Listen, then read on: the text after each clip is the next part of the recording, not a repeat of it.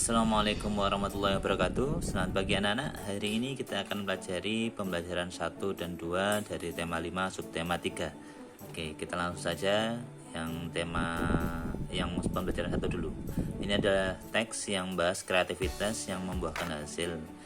Jika anak-anak kreatif, maka banyak karya yang bisa anak-anak hasilkan. Dan itu bisa menambah penghasilan dari anak-anak maupun orang tua anak-anak.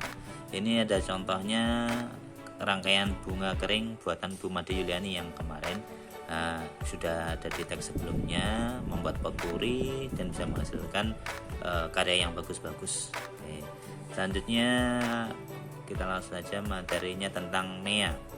Apa arti MEA? MEA itu artinya adalah masyarakat ekonomi ASEAN. Nah, di sini berbagai negara di anggota ASEAN itu bekerja sama mewujudkan masyarakat ekonomi ASEAN untuk menyongsong nanti terbentuknya AFTA, Asian Free Trade Area.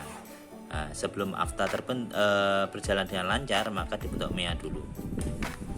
Nah, ini apa sih manfaat MEA bagi bangsa Indonesia maupun bagi bangsa-bangsa di ASEAN? Ini ada jawabannya di sini. Manfaat yang utama adalah menciptakan lapangan kerja baru.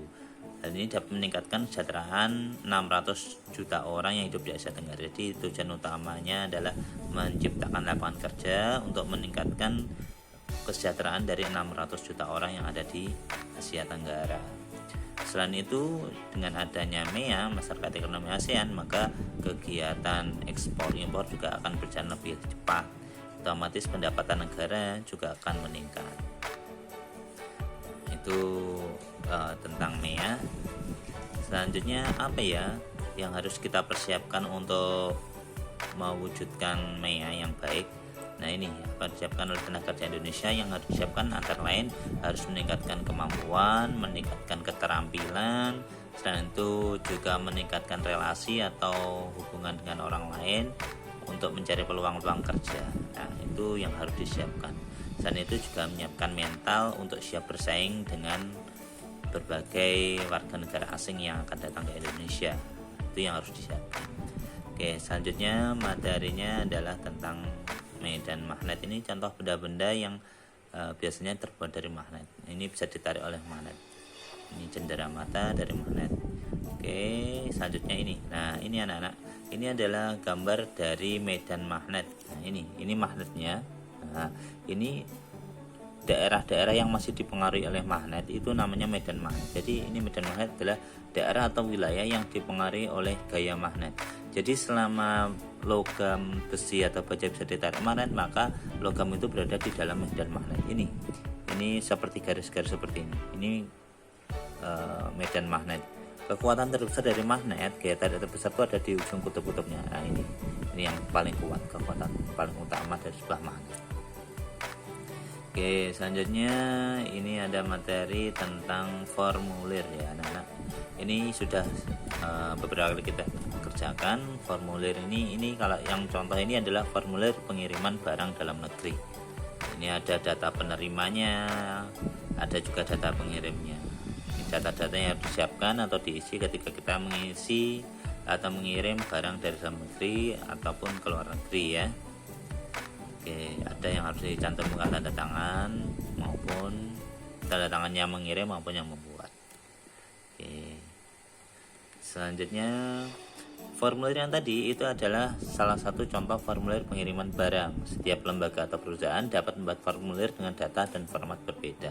Jadi kadang-kala kalau kalian mengirim barang misalnya menggunakan lembaga penyalur barang misalnya pos atau lembaga swasta yang lain, maka kadang-kala formulirnya berbeda bentuknya, tapi kemungkinan data yang dituliskan sama seperti nama pengirim, alamat pengirim, identitas pengirim, alamat penerima, nama penerima. Nah, itu biasanya akan sama walaupun bentuknya berbeda-beda. Oke, selanjutnya kita masuk ke pembelajaran 2. Oke, ini ada teks gelang benang kreatif mengisi waktu. Ini karya seorang anak yang masih kecil. Dia berhasil membuat karya dan bisa meningkatkan penghasilannya padahal masih anak kecil ini. Kalian juga tentunya bisa seperti anak ini ya. Ini anaknya kreatif. Nah, bisa membuat karya dari bahan-bahan sederhana. Oke, selanjutnya tentang ya ini ada dua bentuk. Yang pertama ini adalah berbentuk tabung, kalau ini berbentuk kerucut. Oke, sekarang kita pelajari tabung dulu. Tabung itu nama lainnya silinder, sering kita temui dalam kehidupan sehari-hari, misalnya kemasan makanan, drum, kaleng susu, toples, dan lain-lain. Ini contoh tabung. Sifat-sifat tabung yang pertama, memiliki alas bagian bawah dan atap bagian atas berbentuk lingkaran. Jadi alas dan atapnya berbentuk lingkaran. Ini alas, atap berbentuk lingkaran. Yang kedua, tabung memiliki 3 sisi, yaitu alas, atap, dan selimut. Ini alas, ini atap, selimut itu yang dindingnya. Nah, yang bagian ini, kalau selimutnya dibuka itu nanti bentuknya persegi panjang. 3. Tabung tidak memiliki titik sudut. Nah, ini tidak ada titik sudutnya. Yang keempat, tabung memiliki 2 buah rusuk, yaitu yang melingkar bagian atas dan melingkar bagian bawah. Ini rusuknya, lingkaran ini rusuk 1, 2. Kalau yang ini bukan rusuk ya anak-anaknya. Oke, selanjutnya bagaimana cara menghitung volume tabung? Nah, ingat rumus dari sebagian besar bangun ruang itu adalah volumenya adalah luas alas kali tinggi. Ini juga berlaku pada tabung. Luas alasnya bagaimana? PR kuadrat kan, tinggal kalikan tinggi tabung. Oke, yang selanjutnya adalah kerucut. Sifat-sifat kerucut. 1. Mempunyai sebuah alas yang berbentuk lingkaran. Ini alasnya berbentuk lingkaran. Mempunyai titik puncak di bagian atas. Ini titik puncaknya. Nah, ciri yang ketiga, memiliki selimut sisi yang berbentuk lengkungan. Selimutnya ini, bagian dindingnya ini. Nah, nanti kalau dindingnya dibuka kalian akan tahu bentuknya ya. Oke, ini cara mencari volume kerucut. Ingat, kalau ada titik puncaknya baik itu limas maupun kerucut, rumusnya adalah sepertiga dikalikan sepertiga ya. Sepertiga luas alas kali tinggi. Kalau tabung tadi luas alas kali tinggi, kalau kerucut sepertiga luas alas kali tinggi, karena ada titik puncaknya. Oke, ini volume kerucut sepertiga kali luas alas kali tinggi. Kalau volume silinder atau tabung luas alas kali tinggi. Cuma ini aja rumusnya. Oke. Selanjutnya materi tentang embalase. Anak-anak tahu embalase? Embalase adalah reklame pada kemasan produk yang berisi pesan-pesan grafis yang menarik untuk konsumen. Pesan grafis itu apa, anak-anak? Nah, pesan grafis adalah gambar-gambar yang menarik untuk menarik perhatian konsumen. Di sana biasanya ada simbol-simbol, tulisan-tulisan supaya konsumen melihat atau memperhatikan produk tersebut. Nah, supaya akhirnya dia membeli. Oke, sudah. Untuk ini jaring-jaring tabung. Nah, ini tabung ketika dibuka bentuknya ternyata seperti ini. Jadi inilah yang disebut jaring-jaring tabung. Nah, ini proses membukanya seperti ini. Ketika dibuka ternyata yang lingkaran ini bagian atas, ini bagian alas ya. Ini alasnya ini, atasnya ini. Terus bagian dindingnya itu ternyata berbentuk persegi panjang. Jadi bentuk jaring-jaring tabung seperti ini. Sekarang jaring-jaring kerucut. Nah, kalau kerucut modelnya seperti ini. Seret, ini melengkung ya anak-anak, bukan lurus ya, bukan segitiga ya, tapi garisnya melengkung yang bawah ini. Melengkung harus seperti ini. Terus bawahnya ada lingkaran. Lingkarannya ini bisa digeser sepanjang ini lengkungan ini. Boleh letaknya di sini, boleh letaknya di sini, boleh letaknya di tengah.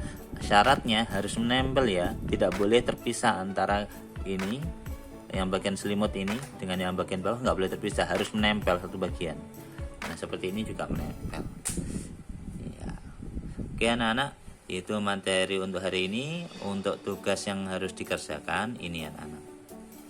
Nomor 1, apa arti MEA? Tadi sudah. Yang kedua, apa manfaat MEA bagi Indonesia dan negara-negara ASEAN lainnya? Yang ketiga, apa yang perlu disiapkan oleh tenaga kerja Indonesia agar mampu ikut berpartisipasi dalam MEA? Yang nomor 4, apa yang dimaksud dengan medan magnet? Nomor 5, sebuah kemasan cendera mata berbentuk tabung, tingginya 12 cm, diameter alas tabung adalah 6 cm, hitunglah volumenya. Oke, untuk nomor 5 ini pi-nya memakai 3,14 saja ya, karena bukan kelipatan 7 ya. Terus nomor 6, Sebuah kemasan makanan berbentuk kerucut. Tinggi kerucut tersebut adalah 15 cm. Jari-jari alas kerucut berukuran 3 cm. Hitunglah luas kerucut. Luas kerucut, saya ganti aja. Ini jangan luas, hitunglah volume saja anak-anak ya. Volume kerucut tersebut. Nah, yang dihitung volumenya. Jadi saya ulangi, sebuah kemasan makanan berbentuk kerucut. Tinggi kerucut tersebut adalah 15 cm. Jari-jari alasnya 3 cm. Hitunglah volume kerucut tersebut. Ini pi-nya juga pakai 3,14 saja. Oke, nomor 7. Ada kemasan yang terbentuk dari gabungan tabung kerucut dan gabungan dari tabung dan kerucut. Nah, ini seperti gambar di bawah ini. Nah, seperti gambar ini. Nanti tolong anak-anak hitung volumenya ya. Ini diameternya 14. Tinggi dari bawah sampai pucuk benda ini adalah 18. Tapi kalau tinggi ini sampai ini bagian ini saja, atau tinggi tabungnya 12 cm. Anak-anak nanti bisa mencari tingginya kerucut. Caranya bagaimana? Caranya 18 cm dikurangi 12 cm. Nanti ketemu tingginya ini ya. Setelah itu baru cari volumenya. Caranya cari volume tabung dulu, habis itu cari volume dari kerucut. Nah, nanti baru dijumlahkan. Ini pi-nya memakai 22/7 ya, karena ini jari-jarinya kelipatan 7 ya.